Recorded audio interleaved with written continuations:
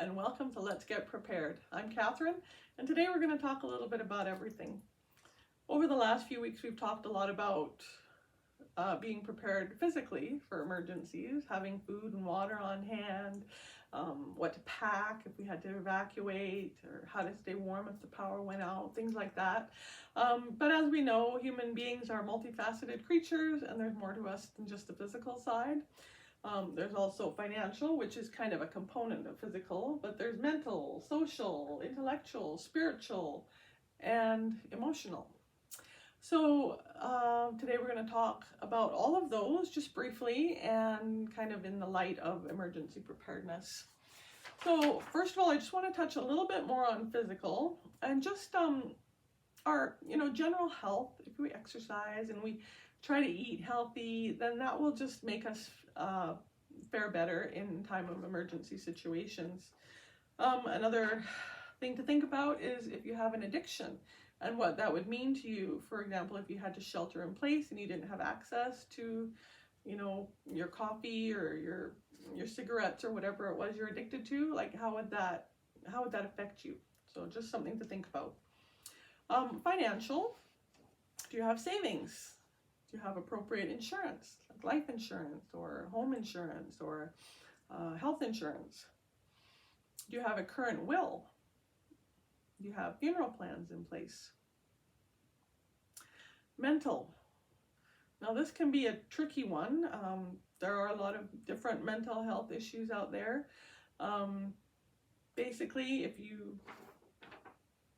can talk about your mental health, if you can get help when you need it, do you know how to ask for help? If you were in an emergency situation, do you know how your mental health would be affected?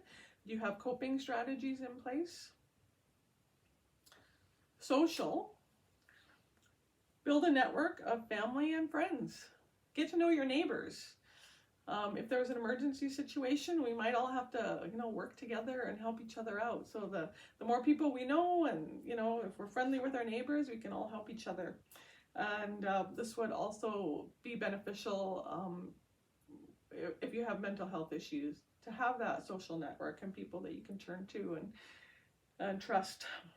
Intellectual, if we're always learning and trying new things, keep our mind active and learn more about emergency preparedness.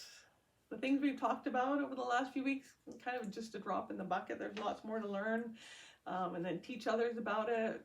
Read books on survival skills or camping skills or how to live off the grid, or any of these types of things could help in an emergency situation. Spiritual.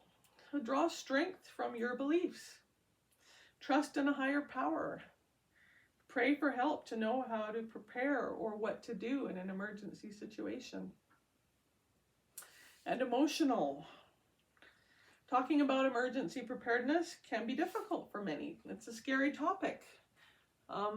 There's so much depression and anxiety and other difficult things in the world. Why would we want to be thinking about something that might not even happen? I have heard a saying that I like. It says, if you are prepared, you will not fear. And I found that to be true in my life. The more prepared I am for something, the less I am afraid of it. Whether it's an exam or a job interview or the birth of a child or retirement or emergencies, the more prepared I am, the less afraid I am of it. One of the things we can do to be less afraid is to talk about it with your network of friends and family. Talk about emergency situations and emergency preparedness. Make it normal. It doesn't have to be this weird thing.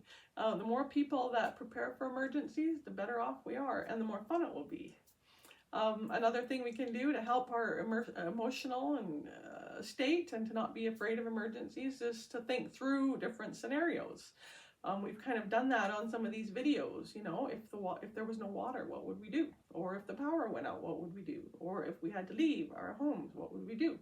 And think these things through, and the more we think about it and the more we have a plan, the more prepared we are, the less scary it is.